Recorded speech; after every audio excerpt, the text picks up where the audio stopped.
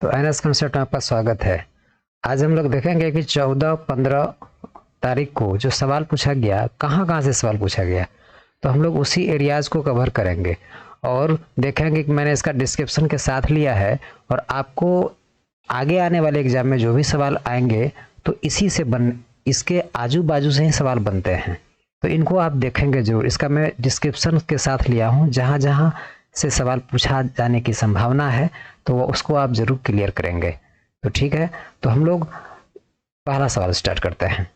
तो देखिए, ये सवाल पूछा गया था पानीपत की तीसरी लड़ाई, है ना। तो पानीपत की तीसरी लड़ाई 14 जनवरी 1761 को हुआ। मराठा साम्राज्य और दुर्रानी साम्राज्य के हमलावर सेना के बीच हुई थी। ठीक है, तो ये देखेंगे कब हुआ था। 14 जनवरी 1761 को हुआ था। मराठा और दुर्रानी साम्राज्य के हमलावर सेना के बीच हुई थी। ठीक है, गौतम बुद्ध का पहला उपदेश से एक सवाल आया था। गौतम बुद्ध का पहला उपदेश, देखिए गौतम बुद्ध ने अपना पहला उपदेश सारनाथ में दिया था। ठीक है, और गौतम बुद्ध ने अपना उपदेश 5 भिक्षुओं को दिया था, जिन्हें धर्म चक्र प्रवर्तन, यहाँ धर्म चक्र प्रवर्तन होगा, है ना, सुत्त कहा जाता है। देखिए वो 5 भिक्षु का नाम थे कौंडिनी, बप्पा, भादिया, महानावा, असागी, है ना, समझे। तो ये सबसे पूछा जा सकता है आपको कि कहाँ दिया था, सारनाथ में दिया था। कितने भिक्षु को दिए थे, तो 5 भिक्षु को दिए थे। सबसे पहला उपदेश यहीं पर दिया गया था। ठीक है, तो चलिए हम लोग नेक्स्ट सवाल को देखते हैं। अब देखिए, संविधान से जो सवाल आते हैं इसमें से जो कि कहाँ कहाँ से निकल के सवाल आया है एग्जाम में और आगे भी आने की संभावना है, तो इसको हम लोग सारे सवाल को देखेंगे।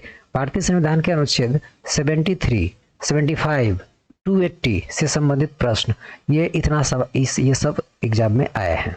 तो उत्तर यानी कि देखिए, अनुच्छेद 73 जो है ये संघ की कार्यकारी शक्ति का विस्तार है। यहाँ संघ की कार्यकारी शक्ति का विस्तार यहाँ है, पूछेगा। अनुच्छेद 73 किससे संबंधित है, तो संघ की कार्यकारी शक्ति का विस्तार।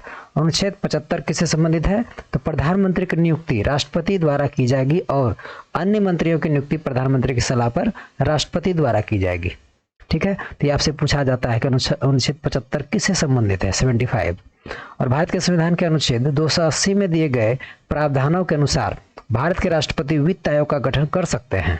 ये 280 के बारे में अगर पूछेगा तो अनुच्छेद 280 के दिए गए प्रावधानों के अनुसार भारत के राष्ट्रपति वित्त आयोग का गठन कर सकते हैं और राज्य सरकार और केंद्र सरकार के बीच और स्वयं राज्यों के बीच के कारण कर के वितरण की पर अपनी सिफारिश दे सकते हैं।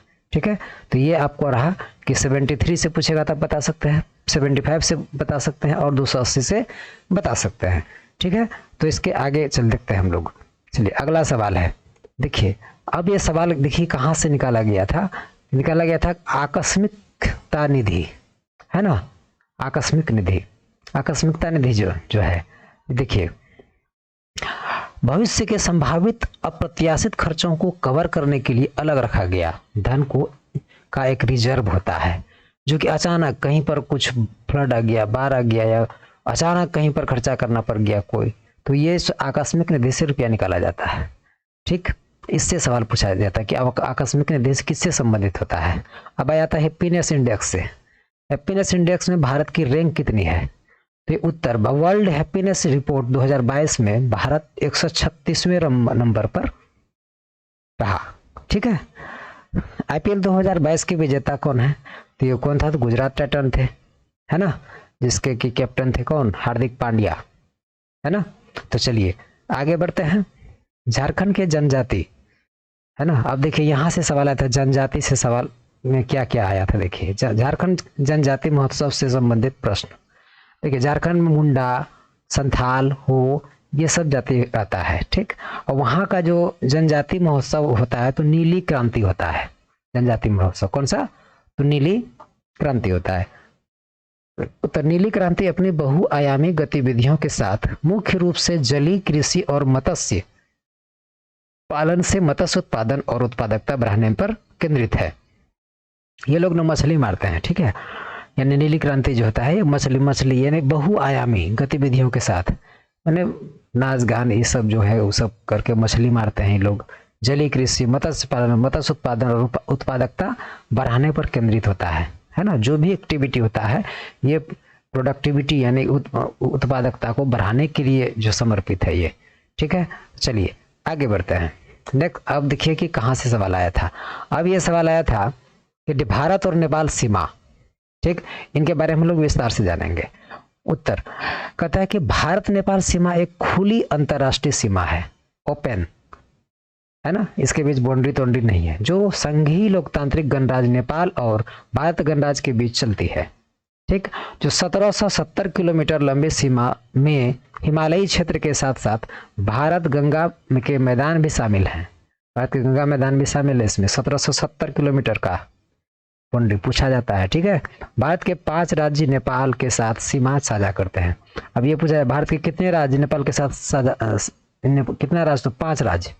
ये सब याद रखने वाला पॉइंट है। अर्थात उत्तराखंड, उत्तर प्रदेश, बिहार, पश्चिम बंगाल और सिक्किम, इतना राज्य जो है कि नेपाल के साथ अपना सीमा साझा करता है, ठीक है। तो चलिए, तो ये अब भारत और नेपाल सीमा से जो सवाल पूछा था इसमें से और सब जितने सवाल बनेंगे आप कर सकते हैं, ठीक है। चलिए नेक्स्ट चलते हैं। अब देखिए सवाल पूछा गया था कहाँ से। अब सवाल आया था इस पर्सन से, उत्तराखंड के राजदूत कौन है, उत्तराखंड के राजदूत, है ना। अब देखिए कि अक्षय कुमार को ब्रांड एम्बेसडर जिसको कहते हैं, अक्षय कुमार को 7 फरवरी 2022 को उत्तराखंड का ब्रांड एम्बेसडर नियुक्त किया गया। ब्रांड एम्बेसडर, ठीक है। उत्तराखंड का जो कि ब्रांड एम्बेसडर किसको बनाया गया, अक्षय कुमार को 7 फरवरी 2022 को बनाया गया, ठीक, याद रखेंगे। पीले ग्रह से संबंधित प्रश्न, ये देखिए पीला ग्रह से आया था। पीला ग्रह किसको कहते हैं, शुक्र को कहते हैं पीला ग्रह, है ना। चलिए अब नेक्स्ट सवाल आया था काला घोड़ा उत्सव से संबंधित प्रश्न, इससे भी आया था काला घोड़ा उत्सव। अब देखिए काला घोड़ा उत्सव मुंबई में सबसे प्रमुख सांस्कृतिक कार्यक्रम है। कहाँ पर है ये, मुंबई में, है ना।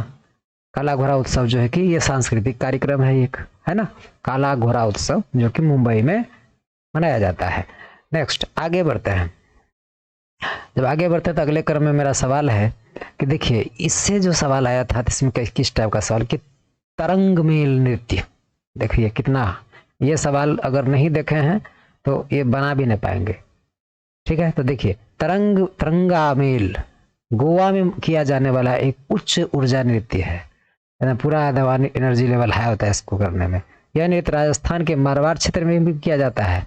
देखिए तरंग मेल कहाँ कहाँ, राजस्थान के मारवाड़ क्षेत्र हो गया और गोवा तो है ही, है ना। तरंग मेल, है ना, तरंगा मेल गोवा में किया जाने वाला एक उच्च ऊर्जा वाला लोक नृत्य है। यह नृत्य राजस्थान के मारवाड़ क्षेत्र में भी किया जाता है, ठीक। अब देखिए इसके सवाल आया था मानव शरीर में सबसे लंबी हड्डी कौन सी है।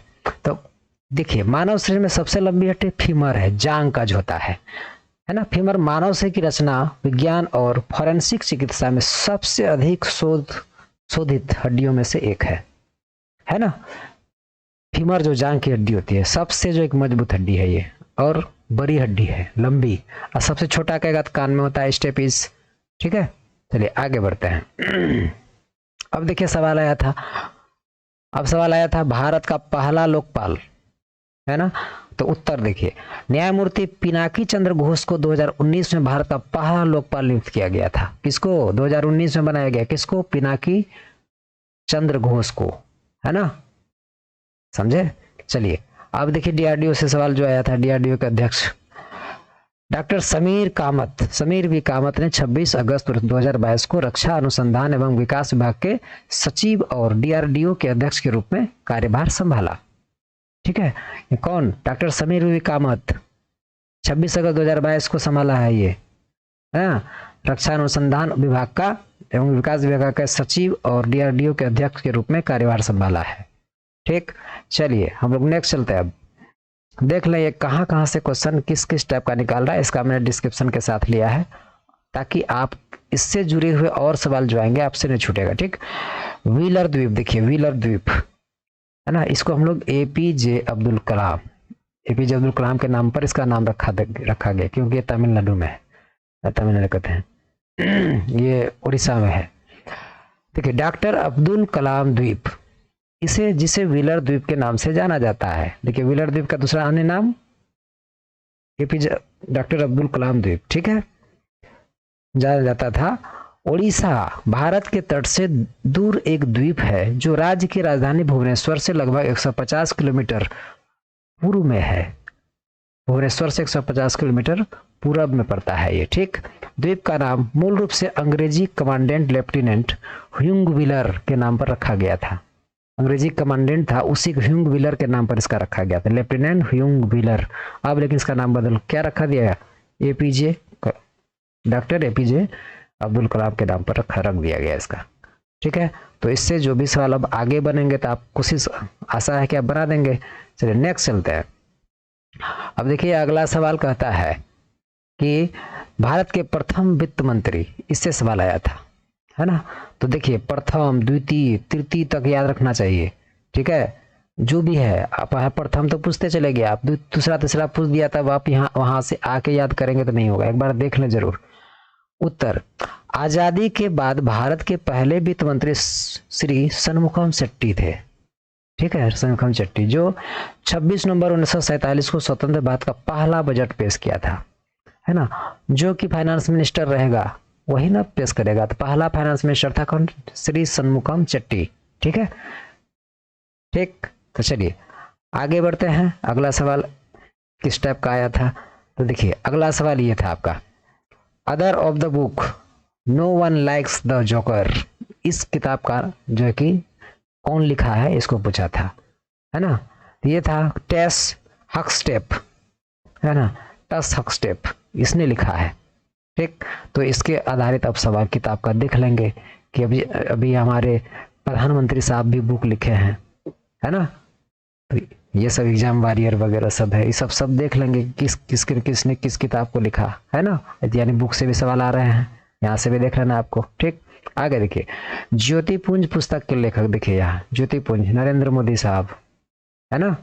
ज्योतिपुंज पुस्तक के लेखक है नरेंद्र मोदी, हमारे प्रधानमंत्री, है ना। फीफा विश्व कप 2022 का स्थल कहाँ हुआ था, फीफा विश्व कप 2022 ये कतर में हुआ था, है ना। कतर में जो है कि हुआ, इससे बहुत सवाल आ रहे हैं। इससे जो है कि विनर जीता कौन देश, है ना, हारा जीता रनर्स कप, विनर्स कप, है ना। अर्जेंटीना ने जीता इसका इस बार, इसका रनर्स कप लिया फ्रांस। तो ये सब याद रखेंगे, ठीक है। आगे बढ़ते हैं। नेक्स्ट सवाल है, देखिए सवाल अभी आया था इससे कि विटामिन थायमिन से संबंधित प्रश्न आया था। देखिए मैंने विटामिन के बारे में वीडियो भी बना कर रखा है, उसको देखना आपका क्लियर हो जाएगा, ठीक है। अच्छा उत्तर, थायमिन जो है विटामिन B1 एक पानी में घुलनशील विटामिन है जो कुछ खाद्य पदार्थों में स्वाभाविक रूप से पाया जाता है, खाद्य पदार्थों में जोड़ा जाता है और पूरक के रूप में बेचा जाता है ना। पूरक रूप में इसको सप्लीमेंट के रूप में उसको मेडिकल में भी उपलब्ध है कि खाइए, इससे ब्लड जो कि शरीर में बनेगी आपका, है ना। तो देखिए विटामिन ए का नाम है, ए आँख से है, ए फॉर आँख यानी रेटिना, आँख में रेटिना होता है, इसका नाम रख दिया रेटिनॉल। बी का नाम हो गया थायमिन, सी का नाम ascorbic acid, ascorbic acid, D का नाम कैल्सीफेरॉल, ई का नाम टोकोफेरॉल, बाल बच्चा ने होगा आपको टोकते रहेगा इसीलिए टोकोफेरॉल नाम रख दिया इसका। तो ये सब नाम याद रखना है, ठीक। अब क्या क्या खाने से, कौन विटामिन खाने से आपका जो है कि शरीर ठीक रहेगा या उस बीमारी से आप निजात पाएंगे, तो आपको ये सब भी थोड़ा देख के जाना है, ठीक है। चलिए आगे बढ़ते हैं। अब जो अगला सवाल है आपका कि भारत की पहली महिला गवर्नर, भारत की पहली महिला गवर्नर कौन थी, तो सरोजिनी नायडू। देखिए यहाँ से पहली, देखिए वहां भी आया था, इसमें भी देखिए क्या पूछ दिया।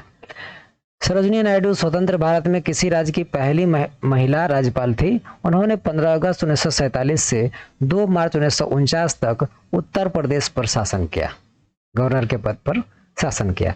देखिए यूपी एक ऐसा राज्य भारत का है जिन्होंने पहला सीएम दिया महिला, है ना, पहला, है ना, उसका पहला सीएम सुचेता कृपलानी, सीएम भी दिया सुचेता कृपलानी को, और गवर्नर भी दी महिला, कौन, सरोजिनी नायडू, सरोजिनी नायडू, एस से सुचेता कृपलानी, एस से सरोजिनी नायडू, याद रखेंगे इसको, ठीक है। चलिए नेक्स्ट चलते हैं। देखिए कैसा इसमें सवाल और क्या आया था, इसमें आया था गांधी इरविन समझौता के बारे में प्रश्न पूछा था। देखिए 5 मार्च 1931 को हुआ था गांधी इरविन समझौता, 5 मार्च 1931 को गांधी और लॉर्ड इरविन के बीच में, है ना। गांधी समझौता एक राजनीतिक समझौता था जिस पर महात्मा गांधी और भारत के वायसराय लॉर्ड इरविन ने लंदन में दूसरे गोलमेज सम्मेलन से पहले 5 मार्च 1931 को हस्ताक्षर किए। यही 5 मार्च 1931 में जो है कि समझौता करके यही जो है कि समझौता यहाँ किया गया 5 मार्च 1931 को, क्योंकि दूसरा गोलमेज सम्मेलन में गांधी जी भाग लिए थे। आज नहीं उसका जो अनबन हो गया कि नहीं माना, तो इसीलिए फिर आके यहाँ पर क्या क्या आई, अनशन पर उतर गए थे। ठीक है, तो चलिए हम लोग आगे देखते हैं कि नेक्स्ट सवाल कैसा कैसा पूछा। इसमें पुना पैक्ट ले लीजिए। पुना पैक्ट, ये पुना पैक्ट भी पूछा जा सकता है, जो कि डॉक्टर B.R. अम्बेडकर 1932 में हुआ था। ये डॉक्टर B.R. अम्बेडकर और गांधी जी के बीच हुआ था, है ना। चलिए आगे बढ़ते हैं। देखिए अब सवाल आया था साइंस में, जो आया था सवाल, तो ये सवाल था कि कैल्शियम कार्बोनेट का सूत्र क्या होता है। तो यानी इससे पता चलता है कि आप सूत्र सब याद रख लीजिए। कैल्शियम कार्बोनेट का एक रासायनिक नाम क्या है, जिसका सूत्र CaCO3, है ना।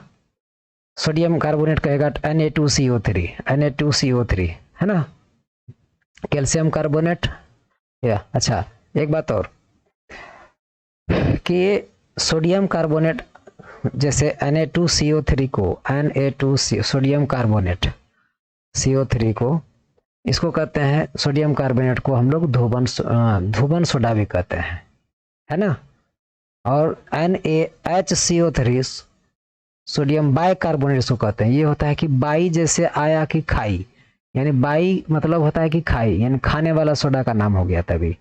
ठीक है, समझे ना। तो चलिए अब आगे सवाल आया था COP27 किस देश में आयोजित किया गया था। ठीक है, तो ये COP27 हुआ था शर्म अल शेख, ये मिस्र में हुआ था। ये शर्म अल शेख जो कि वहां के ये इसको हेडिंग किए थे। ठीक है, अब देखिए आगे सवाल है कि ये देखिए सवाल जो पूछा गया था, अगला कौन सा सवाल पूछा गया था कि मेघालय के राज्यपाल से संबंधित प्रश्न आए थे एग्जाम में। मिश्रा सेवानिवृत्त ने 3 अक्टूबर 2017 को अरुणाचल प्रदेश के राज्यपाल के रूप में शपथ ली, है ना। मेघालय के राज्यपाल जो है कि मिश्रा सेवानिवृत्त, है ना, ने 2017 को अरुणाचल प्रदेश के राज्यपाल के रूप में, है ना, BD मिश्रा होगा, है ना। उन्होंने मेघालय के राज्यपाल के रूप में अतिरिक्त प्रभार भी दिया गया और 4 अक्टूबर 2022 को मेघालय के राज्यपाल के रूप में शपथ ली, है ना, BD मिश्रा। ठीक, तो ये था सवाल आपका और आशा करते हैं कि आपको जरूर पसंद आया होगा ये, है ना। और आगे इसी के अंदाज में क्वेश्चन को करें, कहाँ से देखिए सवाल निकल रहा है और आपका एग्जाम जरूर अच्छा जाएगा। जिसका एग्जाम आगे है तो best luck for your exam, आप दें, अपना जो है कि टाइम को मैनेज करके रखें, आपका एग्जाम जरूर ही अच्छा जाएगा। आप समय को फालतू का ना गंवाएं, जल्दी से जितना फ्लुएंट आप हो सकें, ये जो है कि मैटर करता है एग्जाम क्रैक करने का। ठीक है, तो चलिए थैंक यू, वॉच करने के लिए धन्यवाद।